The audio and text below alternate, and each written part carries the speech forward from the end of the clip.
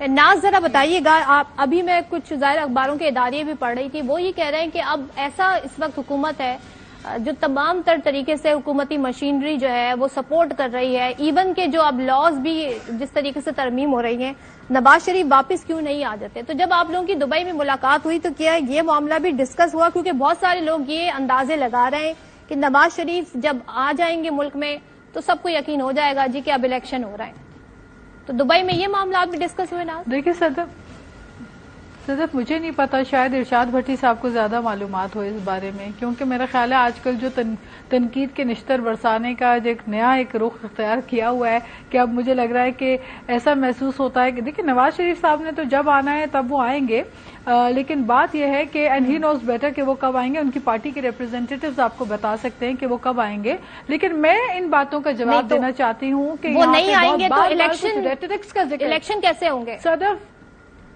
آپ لوگ بھی انتظار کریں گے بیٹھ کے؟ آپ نہیں صدف، اس سوال کا جواب آپ پی ایم ایل این کے ریپرزینٹیٹیو سے پوچھیں، وہ آپ کو جواب دیں گے۔ میں بات کا جواب دوں گی جو زرداری صاحب کا نام لے کر یہاں پہ جو باتیں کی گئی، میں ان باتوں کا جواب دوں گی جو میرے پارٹی کے چیئرمین بلاول بھٹو کا نام لے کر جو باتیں کی گئی، میں ان باتوں کا جواب دوں گی جو سندھ کے اوپر بے بنیاد اور غلط اور جھوٹے پروپیگنڈا کے تحت جو اتنے عرصے سے جھوٹ چل رہا ہے اس کو ریپوٹیشن اس کی ہوئی، میں ان کا جواب دوں گی۔ میں صرف یہ پوچھنا چاہتی ہوں کہ کیا آپ کو سندھ میں NICVD نظر نہیں آتا؟ کیا آپ کو سندھ میں تھر کول پروجیکٹ نظر نہیں آتا؟ کیا آپ کبھی تھر گئے ہیں؟ آپ کو پتا ہے کہ تھر کے اندر جس طرح ڈیولپمنٹ ہوئی ہے، اور تھر کے ہاسپٹلز میرے خیال ہے KPK کے ہاسپٹل سے تو بہت بہتر ہیں، جہاں پہ KPK میں 10 سال PTI کی حکومت رہی لیکن لیڈی ریڈنگ کے حال جو ہے وہ بے حال ہے، دوائیں تک وہاں پہ میسر نہیں ہے، لوگوں کو پرانی ایکسپائرڈ دوائیں KPK میں ڈاکٹر ہاسپٹلز میں سرکاری اسپتالوں میں مہیا کی جاتی ہیں۔ تو وہ آپ موازنہ کریں اگر سندھ کے ساتھ، تو ہمارے پاس تو سیٹلائٹ جو ہے یونٹس NICVD کے ہیں، ہمارے پاس لیور ٹرانسپلانٹ کرنے کے لیے، یہ میں نہیں کہہ رہی، یہ حقیقت ہے۔ اور سائرہ بانو صاحبہ اس بات سے تو خیر اتفاق کرتی ہی ہوں گی کیونکہ ان کا بھی تعلق سندھ سے ہے، تو ان کو اتنا تو پتہ ہی ہوگا کہ وہاں پہ جگر کی پیوندکاری مفت میں کی جاتی ہے جہاں پاکستان بھر سے لوگ آتے ہیں، لیکن یہ باتیں آپ بتانا نہیں چاہتے۔ آپ لاڑکانہ کی بات کر رہے ہیں، لاڑکانہ کے حالات جو ہے وہ KPK سے کئی گنا زیادہ بہتر ہیں، لیکن ہم تو چاہتے ہیں پورے ملک کے حالات ہمارے سندھ کی طرح ہو جائیں۔ کیا ہی اچھا ہو کہ SMB ٹراما سینٹر جیسے بڑے بڑے ہاسپٹل جو ہے وہ KPK میں بھی ہوں، جو پنجاب میں بھی ہوں، اور بلوچستان میں بھی ہمارے پاس ایسے ادارے بنائے جائیں صحت کے جہاں مفت لاکھوں کی علاج جو ہے مفت میں کرائے جائے۔ لیکن میں زرداری صاحب کے اوپر آپ کا جو نقطہ تھا اس کے اوپر میں جواب دینا چاہتی ہوں۔ آصف علی زرداری صاحب وہ ہیں جنہوں نے جھوٹے مقدمات میں 12 سال جیلیں برداشت کی اس ملک میں بیٹھ کر، پھر سرخرو ہوئے کیونکہ جھوٹے مقدمات تھے۔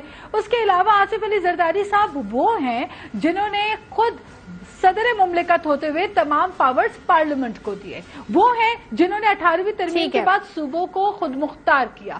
پیپلز پارٹی وہ پولیٹیکل پارٹی ہے جس نے پاکستان میں بہترین سوشل سیفٹی نیٹ کا BISP جیسا سکسیسفل پروگرام دیا۔ تو اگر آپ کمپیریزن کرتے ہیں تو ہم ٹورڈز ہیں، اور اگر زرداری صاحب الیکشنز کی بات کرتے ہیں تو یہ تو میں آپ کو یقین سے کہہ سکتی ہوں کہ وہ ہر وہ کام کریں گے جو آئین پاکستان کے مطابق ہو، کیونکہ آئین پاکستان بنانے والی پولیٹیکل جماعت جس نے متفقہ آئین دیا نگراں سیٹ اپ کے لیے جو بات چیت ہے کے خلاف کوئی کام نہیں کرے گی، وہ اپوزیشن سے کرنی ہے نا آئین کے تحت، تو وہ پھر آپس میں بیٹھ کے کیوں وہاں پہ خبریں آ رہی ہیں کہ نگراں سیٹ اپ کے لیے ڈیسائیڈ ہو رہے ہیں، کچھ نام پلوٹ ہو رہے ہیں؟ صاحب اور PDM والے پورے بہت آئین کے حق میں ہیں، اس لیے تو 2 صوبوں کی اسمبلیاں ٹوٹی اور آئین کے تحت الیکشن ہو گئے۔ اچھا میں اس کا بٹی صاحب 1 سیکنڈ آپ کا، میرا خیال ہے آپ نے زیادہ کچھ وقت لیا، میں آپ سے 1 منٹ اور آپ کے حصے کا بھی لے کر کچھ گفتگو کر لوں۔ جی بات یہ ہے کہ آئین پاکستان کی بات ہو رہی ہے تو اس پہ بھی غور ڈالیں کہ جس طرح ویسٹ کی پالیٹکس کے بڑے چیمپئن بنتے تھے خود عمران خان، ہر بات پہ ویسٹ کی ڈیموکریسی کی ہمیں کہانیاں سنایا کرتے تھے، پرچار کرتے تھے ویسٹ کی ڈیموکریسی کا، تو کیا ہو گیا جہاں ویسٹ میں سال میں 3 دفعہ عدم اعتماد کو بڑے گریسفلی ایکسپٹ کیا جاتا ہے، یہاں پہ تو ان کے اسپیکرز نے لائلٹی ان کے ساتھ دکھانے کی کوشش کی اسد کیسر نے، اور آئین پاکستان کو روننے کی بلڈوز کرنے کی کوشش کی۔ اچھا انہوں نے مجھے میرے سوال کا جواب یہ نہیں کو ایکسپٹ کرنے کے بجائے پارلیمنٹ کو جو ہے وہ ٹھکرا کے باہر تو ان سے کیا ہم بات کر سکتے ہیں؟ سائرہ بانو صاحبہ ظاہر ہے یہ تو بڑی ڈیبیٹ ہے، ہم نے یہ کیا اس نے یہ کیا، انہی میں الجھے رہیں گے۔ مجھے یہ بتائیں آپ سے ہی کر لیں یہ لوگ بات چیت، اگر نگراں سیٹ اپ کے لیے کرنا ہے. راجہ ریاض صاحب نے تو بتا دیا ہے وہ الیکشن کس کے ٹکٹ پہ لڑیں گے، تو آپ ہی ایک اپوزیشن رہ گئی ہیں، تو کچھ تو نیوٹرلٹی رہے. تو تیار ہیں آپ اس کے لیے سائرہ صاحبہ؟ نہیں جی، کہاں وہ کیا لفظ میری پارٹی ہے، تاکہ وہی بات ہے کہ بیٹھ کے سب پارٹی سے بات کریں، ان سے وہ کریں. باقی ہے کہ نگران سیٹ اپ بھی کیا گارنٹی ہے کہ اس نگران سیٹ اپ کے بعد بھی یہ الیکشن کروا دیا جائے گا. سائرہ صاحب آپ کی آواز نہیں آ رہی ہے، آپ کی آواز نہیں آ رہی. بٹی صاحب یہ ذرا بتائیں، ابھی اگر ہم اسی ڈیبیٹ میں الجھے رہیں گے کہ اس نے یہ کیا، فلاں نے یہ کیا، ابھی تو ہم الیکشن کی طرف بڑھ رہے ہیں، تو معاملات حل ہونے کی طرف ہونے چاہیے. ہمیں ایک پکچر نظر آنی چاہیے کہ جی اگست میں کہاں پہ کھڑے ہوں گے، سپٹمبر میں کہاں پہ کھڑے ہوں گے، اکتوبر میں کہاں پہ کھڑے ہوں گے، یا is it to early?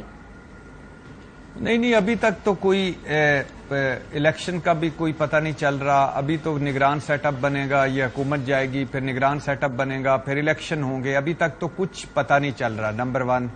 Number 2، اب وقت آ گیا ہے کہ اس میں جو بنیادی مسائل ہیں ان پر فوکس کیا جائے. نمبر 3، 9 مئی کے بعد حالات بالکل بدل گئے ہیں.